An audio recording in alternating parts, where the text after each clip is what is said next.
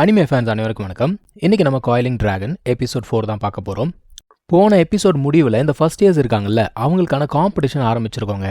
நம்ம ஹீரோக்கு அதில் இன்ட்ரெஸ்ட் இல்லை. இந்த ஒரு பொண்ணு ஒருத்தி இருந்தா டேலியான்னு சொல்லிட்டு, நம்ம ஹீரோ அவளை கேட்குறான், நீ காம்படிஷனில் பார்ட்டிசிபேட் பண்ணலையா அப்படின்னு கேட்டால், எனக்குமே இன்ட்ரெஸ்ட் இல்லை அப்படிங்கிற மாதிரி சொல்கிறா. இவங்க 2 பேர் வேணான்னு போயிட்டா காலங்காலமாக இருக்கிற வழக்கத்தை மாற்ற முடியுமா என்ன? அங்கே நடக்கிற காம்படிஷன் நடந்துக்கிட்டு தான் இருக்குது. இப்போ களத்தில் யாரா இறங்குறது அப்படின்னா நம்ம ஹீரோடைய ஃப்ரெண்டு தான் ரெனோ இறங்கியிருக்காப்புல. இப்போ அவனுக்கு எதிர்க்க சண்டை போட வரவன் அவன் ஒரு வாட்டர் மேஜ், அதாவது தண்ணியை வச்சு சண்டை போடக்கூடிய ஒருத்தன். நீங்கள் கடை கெட்டு போங்கடா, நான் என் வேலையை பார்க்குறேன்னு சொல்லிட்டு நம்ம ஹீரோ மலையில் உட்காந்து ப்ராக்டிஸ் பண்ணிக்கிட்டு இருக்கான். நம்ம செயின்ட் இருக்கார்ல, அவர் என்ன பண்ணுறாரு, இந்த மேஜர்ஸ் இருப்பாங்கள்ல மெஜிஷியன்ஸ், அவங்கள பற்றி எக்ஸ்பிளைன் பண்ணிட்டு இருக்காருங்க. அதாவது இந்த லெவல் 1ல் இருக்கிறவனால அந்த அளவுக்கு மேஜிக்கை கண்ட்ரோல் பண்ண முடியாது. அவன் யூஸ் பண்ணுற ஸ்பெல் எல்லாமே பார்த்தீங்கன்னா ரொம்ப கேவலமாக இருக்குமா. அதே லெவல் 2 அப்படின்னு பார்க்கும்போது ஓரளவுக்கு அவனால் மேஜிக் அப்படிங்கிறத கண்ட்ரோல் பண்ண முடியும். அவன் உடம்புக்குள்ளே மேஜிக் பவர் அப்படிங்கிறத சேகரித்து வச்சுக்க முடியும். லெவல் 3 மேஜால் என்ன பண்ண முடியும் அப்படின்னா, மென்டல் பவர் அப்படிங்கிறத பயன்படுத்தி இந்த மேஜிக் பவரை தன்னுடைய உடம்புக்குள்ளே ஒரு சுழல் மாதிரி ஃபார்ம் பண்ண முடியுமா. அதுவே அந்த லெவல் 4லேருந்து 6 வரைக்கும் இருக்காங்கல்ல, அவங்களால என்ன பண்ண முடியும், அதே மென்டல் பவரை யூஸ் பண்ணி அந்த மேஜிக் பவரை ஒரு ஸ்டார் ஷேப்க்கு மாற்ற முடியும். அதாவது சூரியன் இருக்குல்ல, அது ஒரு ஸ்டார் தானே, அந்த மாதிரி ஒரு பால் ஆஃப் ஃபயர் மாதிரி மாற்ற முடியும். அதுக்கப்புறம் பார்த்தீங்கன்னா லெவல் 7லேருந்து செயின்ட் வரைக்கும் இருக்காங்கல்ல, அவங்களுக்குள்ள அந்த மேஜிக் பவர் அப்படிங்கிறது ஒரு ஸ்டார் சார்ட் மாதிரி, அதாவது சூரியன் அதை சுற்றி கோள்கள் இருக்குல்ல, அந்த மாதிரி ஃபார்ம் ஆகுமா. இதெல்லாம் மனுஷன் அங்கே எக்ஸ்பிளைன் பண்ணிட்டு இருக்காரு. எவ்வளோ முக்கியமான பாடம். இதை விட்டுட்டு அங்கே பக்கிங்க சண்டை போட்டுட்ருக்காங்க. ஸோ நடந்த சண்டையோட முடிவில் ரெனோ இருக்கான் இல்லையா, அவன் வந்து ஜெயிச்சிட்டாங்க. ஸோ இவங்களுக்குள்ளே ஜாலியாக பேசிக்கிறாங்க. சூப்பரா, நீ ஒரு ஜீனியஸ்ரா அப்படின்லாம் பேசிகிட்டு இருக்காங்க. அந்த சிவப்பு முடிக்காரனுக்கு இது சுத்தமாக பிடிக்கல. அவனுக்கு என்ன கோவமோ தெரியல. ஆனாலும் அதுக்கப்புறம் நடந்த காம்படிஷனில் இவங்க 2 பேர், அதாவது நம்ம ரெனோ ஒரு பக்கம், இந்த சிவப்பு முடிக்காரன் இன்னொரு பக்கம், இவங்க 2 பேர் தான் மேலே வந்துக்கிட்டே இருக்காங்க. ஃபைனல்ஸில் 2 பேரும் மீட் பண்ணுறாங்க. இன்னொரு பக்கத்தில் நம்ம ஹீரோ எப்படியாவது கஷ்டப்பட்டு லெவல் 3க்கு போயிடணும்னு சொல்லிட்டு ட்ரை பண்ணிக்கிட்டு இருக்கான். அவன் கொஞ்சம் அவசரப்படுறான் போல தெரியுது. மேஜிக் பவரை அவனால் கண்ட்ரோல் பண்ண முடியல. செயின்ட் சொல்கிறாரு, ரொம்ப அவசரப்படாதரா, அவசரப்பட்டால் உன்னால் கண்ட்ரோல் பண்ண முடியாது அப்படிங்கிறாரு. ஆமாம், நீங்கள் சொல்கிறது கரெக்டு தான் சொல்லிட்டு தன்னைத்தானே காம் டவுன் படுத்திக்கிட்டு அவன் ட்ரை பண்ணிக்கிட்டு இருக்கான். இன்னொரு பக்கம் ரெனோ பார்த்தீங்கன்னா அவருடைய வீர சாகசங்கள் பற்றிலாம் பேசிக்கிட்டு இருக்காரு. அதாவது காம்படிஷனில் சண்டை போட்டார்ல, அதெல்லாம் பேசிக்கிட்டு இருக்காப்புல. இன்னொருத்தர் என்ன சொல்கிறான், டேய் அந்த ரேண்ட் இருக்கான் பாரு, அவன் ஏற்கனவே லெவல் 2 மேஜாக இருக்கான், ஜாக்கிரதையாரு அப்படிங்கிறான். ஆனால் இவன் அதெல்லாம் கேட்க மாட்டேங்கிறாங்க. அவனும் என்னோட கிளாஸ் தான்டா, அவனுடைய ஃபயர் டெக்னிக்லாம் ஓகே தான், ஆனால் அந்த அளவுக்குலாம் அவன் ஒன்றும் எக்ஸப்ஷனெலாம் கிடையாது. இங்கே பாரு, என்னோட ஃபயர் பயங்கரமாக இருக்கும், என்னோட மென்டல் ஸ்ட்ரென்த் எல்லாம் வேறு லெவல், அதெல்லாம் பார்த்துக்கலாம் அப்படின்னு பேசிக்கிட்டு இருக்கான். அந்த சமயத்தில் நம்ம ஹீரோ அப்படியே களைச்சி போய் உள்ளுக்குள்ளே வரான்.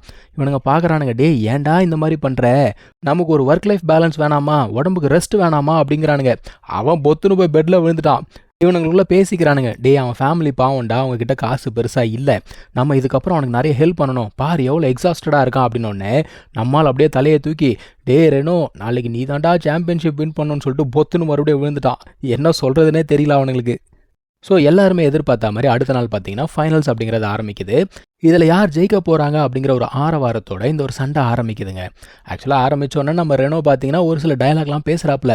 ஆனால் ரேண்ட் என்ன சொல்கிறான், தம்பி நீ வந்து குலைக்கிறது மட்டும்தான், செயலில் ஒரு பிரோஜனமும் கிடையாது, உன் ஃப்ரெண்ட்ஸுக்கிட்டலாம் சொல்லி வையே, சண்டை முடிஞ்சோன்னு தூக்கிட்டு போகணும்ல அப்படிங்கிறான். ஸோ மேலே பார்க்குறானுங்க, ரைட்டு 2 பேரும் பயங்கரமாக இருக்காங்க, சண்டை ஆரம்பிக்கிட்டோம் அப்படின்னோடனே இவனும் அட்டாக் பண்ணுறான். 2 பேரும் தடுக்கிறானுங்க பாருங்கள். 2 பேருமே ஃபயர் பவர். அங்கே இருக்க ஆடியன்ஸால் கூட அந்த ஒரு ஹீட்டை தாங்க முடியல. இப்போது ரேண்ட் என்ன பண்ணுறான் பார்த்தீங்கன்னா, அவனுடைய ஃபயர் பவர் வச்சு அட்டாக் பண்ணுறான். ஆக்சுவலாக ரெனோக்கு அது பெரிய பிரச்சனை கிடையாது. ஓப்பனிங் கிடச்சோடனே ரெனோ வந்து அட்டாக் பண்ணலான்னு போனால் அந்த பயபில் ஏற்கனவே பிளான் பண்ணி தான் இவனை வர வச்சிருக்கு. அவனை என்ன பண்ணுறான், இவனோட ஃபயர் பவரை வச்சு வறுத்து எடுக்கிறான்ப்பா. கண்டினியூஸாக ஃபயர் பவரை வச்சு அவனை சம்மடி அடிச்சுக்கிட்டே இருக்கான். அவனால் என்ன பண்ணுறதுனே தெரியல. ஒரு சில நேரத்தில் பார்த்தீங்கன்னா நமக்கு ஒரு சில பேர் கொடுக்குற பிரச்சனை அப்படிங்கிறது நல்லதில் முடியும்ல, அந்த மாதிரி இவனுடைய பவர் அப்படிங்கிறது லெவல் 2க்கு அப்கிரேட் ஆகுதுங்க. இதை யாருமே எதிர்பார்க்கவே இல்லை.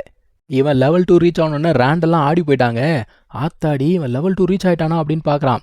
இப்போ ரெனோ என்ன பண்ணுறான், ரேண்ட் யூஸ் பண்ண அதே டெக்னிக்கை யூஸ் பண்ணுறாங்க. இதுக்கு பேர் வந்து ஹெவன் ஃபயர் மீட்டியோர். அதே டெக்னிக்கு வச்சு அடின்னு அடிக்கிறான். அவன் பார்க்குறான், டே இவன் இப்போ தான் லெவல் 2 வந்தான், அதுக்குள்ளே இந்த ஆட்டம் ஆடுறானே, இவன் ரொம்ப ட்ரபுள்சம் போல தெரியுதே அப்படிங்கிறான். அடுத்த ரெனோ என்ன பண்ணுறான், அர்த் ஃபயர் பைண்டுன்னு சொல்லிட்டு இவனை போட்டு மொத்தமாக கட்டி நகர்த்த விடாமல் பண்ணிட்டான். இவ்வளோ நேரம் என்னையாடா அடிச்சு என்ஜாய் பண்ணிக்கிட்டு இருந்த, இந்தடா வாங்கிக்கூட நான் அடிக்கலான்னு பக்கத்தில் போனா ரேண்ட் உடனே வேணாம் வேணாம் அடிக்காத, நான் வந்து சரண்டர் ஆயிடுறேன் அப்படிங்கிறான்ப்பா. சரி போய் தொலைன்னு சொல்லிட்டு இவன் வந்து ரிலீஸ் பண்ணிட்டான். இதுதான் இவன் செஞ்ச தப்பு. எல்லாருமே பார்க்குறாங்க, என்னடா ரெனோ ரிலீஸ் பண்ணிட்டான், ஒருவேளை ரேண்ட் வந்து சரண்டர் ஆக போகிறானா அப்படிங்கிற மாதிரி பேசுகிறாங்க. இவனும் சரண்டர் ஆகிறேன்னு தானே சொன்னான். ஆனால் பயபுல சீக்கிரட்டாக இவனை தாக்குதுங்க. கண்டினியூஸாக ஃபயரை வச்சு அவனை அப்படியே பேர்ன் பண்ணிக்கிட்டே இருக்கான். என்னடா இவன் சைக்கோ மாதிரி பண்ணுறானேன்னு சொல்லிட்டு தூரத்தில் இருக்கவங்களாம் பார்க்குறானுங்க. டேய் மேட்ச் முடிஞ்சிச்சு, விடுறா விடுறா அப்படின்னாலும் விட மாட்டேங்கிறான் அவன். பேச்சா பேசுனா அப்படின்னு சொல்லிட்டு அவன் பாட்டுக்கு அட்டாக் பண்ணிக்கிட்டே இருக்கான். ரெனோட மற்ற ஃப்ரெண்ட்ஸுமே கீழே வந்துட்டானுங்க. அப்போ கூட இந்த ரேண்ட் என்ன தெரியுமா சொல்கிறான், தம்பி தம்பி நீங்கள் அப்புறம் பேசிக்கோங்க, முதல்ல சாம்பியன்ஷிப் அனௌன்ஸ் பண்ணுங்க அப்படிங்கிறான். ஏலுக்கு கோவம் வந்துடுச்சு. முன்ன இன்னைக்கு என்ன பண்ணுறோம் பாடுறா அப்படிங்கிறான். பட் ஆனால் இன்னொருத்த என்ன சொல்கிறான், வேணாம் வேணாம், முதல்ல ரெனோவை நம்ம ஹாஸ்பிட்டல் கூப்பிட்டு போகலான்னு சொல்லிட்டு கூப்பிட்டு போயிட்டானுங்க. ரேண்டு பார்க்குறான், என்னடா ஹோஸ்ட் பாதிலே போயிட்டான், பரவாயில்ல நான் என்னையே அனௌன்ஸ் பண்ணிக்கிறேன்னு சொல்லிட்டு தன்னை தானே சாம்பியனாக அவன் வந்து அனௌன்ஸ் பண்ணிக்கிட்டான். இன்னொரு பக்கம் நம்ம ஹீரோ ப்ராக்டிஸ் பண்ணிட்டு இருந்தான் இல்லையா, அவன் வந்து ஒரு லெவல் 3 ஸ்பெல் அப்படிங்கிறது சக்ஸஸ்ஃபுல்லாக செய்கிறாங்க. நம்மால் வந்து லெவல் 2ல் இருந்தான். பட் ஆனால் லெவல் 3 ஸ்பெல் அப்படிங்கிறத அவன் பண்ணிக்கிட்டு இருக்கான். சரி ஓகேன்னு சொல்லிட்டு கிளம்பி வரான். இன்னொரு பக்கம் ஹோட்டலில் இவங்கெல்லாம் உட்காந்துக்கிட்டு இருக்கானுங்க. நம்ம ஹீரோ அங்கே போயிட்டு ரெனோக்கு கங்க்ராச்சுலேஷன் சொல்லலாம் அப்படிங்கிறப்போ இன்னொருத்தன் இல்லை இல்லை வேண்டாம் அப்படிங்கிற மாதிரி சைன் காட்டுறான். சரி ஓகேன்னு சொல்லிட்டு இவனை அமைதியாக உட்காந்துடுறாங்க. அவனுக்கு சரியான கோவம், ஏமாத்திட்டான் இல்லையா. அதான் சொல்கிறானுங்க, டேய் இது நியாயமான மேட்சாக இருந்தால் நீ தாண்டா வின் பண்ணியிருப்ப, பரவாயில்ல விடுறா அப்படிங்கிற மாதிரி சந்தோஷமாக தான் பேசிக்கிட்டு இருக்கானுங்க. ஆனால் இந்த இடத்துக்கு சம்மந்தமே இல்லாமல் இந்த சிவப்பு முடிகாரனுக்கு என்ன வேலை? பொதுவாக பார்த்தீங்கன்னா ஒரு ஆட்டை பலி கொடுக்கறதுக்கு நல்லா அலங்காரம் பண்ணி பூ பொட்டெல்லாம் வச்சு கூப்பிட்டு போவாங்க. ஆனால் இங்கே இந்த ஆடு தானாக வந்திருக்கு. அப்போ கூட ஏல் வந்து மரியாதையாக சொல்கிறான், இங்கே பாரு இந்த இடத்துல உனக்கு வேலை இல்லை, ஒழுங்கு மரியாதையாக கிளம்பி போ அப்படிங்கிறான். அந்த பக்கி போக மாட்டேங்குதுங்க, மீண்டும் மீண்டும் வந்துக்கிட்டே இருக்கு. அவன் என்ன சொல்கிறான், அதாவது காயங்கள் ஆறிடுச்சான்னு சொல்லிட்டு செக் பண்ண வந்தாராமா. ரொம்ப நக்கலாக பேசுகிறான். இங்கெல்லாம் பேசுனது பரவாயில்லைங்க, அடுத்தது தான் மிஸ்டர் சனி பகவான் சிறப்பாக வேலை செஞ்சார். ஸ்ட்ரைட்டாக நம்ம ஹீரோ கிட்ட போயிட்டு, டே தம்பி யார் நீ, இங்கே எதுக்கு உட்காந்துக்கிட்டு இருக்க, இங்கே இருக்க உனக்கு என்ன தகுதி இருக்கு, தைரியம் இருந்தால் என் மேலே கையை வை அப்படின்னு ஒன்று நம்ம ஹீரோ பொசுக்குன்னு கழுத்தை பிடிச்சி தூக்கிடுவானா அப்படியே. அவன் பதறி போயிட்டான். டேய் டேய் யாரா நீ, விட்றா என்ன, டே யாரா நீ, ஊர் பையா கையறா என் மேலே இருந்து, நான் யார் தெரியுமான்றான்.